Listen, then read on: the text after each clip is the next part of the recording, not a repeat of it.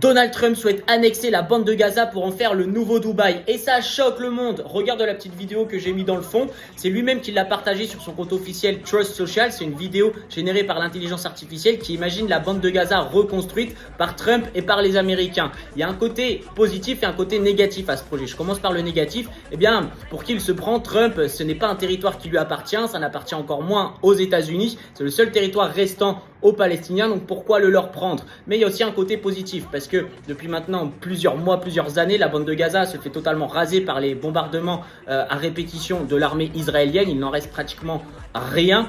Donc il va bien falloir la reconstruire un de ces quatre. Et c'est vrai que le projet imaginé par l'IA, ça a de la gueule quand même. En plus de ça, eh bien, lorsque les journalistes se baladent dans les rues et vont demander aux enfants gazaouis qu'est-ce que tu aimerais faire plus tard, ils répondent tous j'aimerais être un martyr, donc mourir au combat. Ils n'ont malheureusement aucune perspective d'avenir. Et d'un point de vue géographique, eh bien, la bande de Gaza est bien située et a du potentiel puisque c'est en bord de mer et il y a un très bon climat. Donc la vraie question là-dedans, c'est si ce projet aboutit, qu'est-ce que Trump souhaite faire des Gazaouis, donc des résidents de la bande de Gaza. Si jamais il les inclut dans le projet, ça peut être hyper positif pour eux puisque enfin ils vont connaître une autre vie sans la guerre. Ils vont enfin pouvoir s'émanciper et avoir des perspectives d'avenir.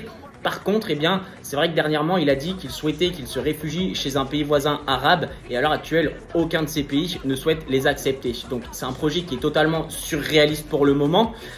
À suivre dans les prochaines semaines, prochains mois, prochaines années, comment ça va se passer. Et n'oublie pas de me dire ce que tu en penses dans les commentaires.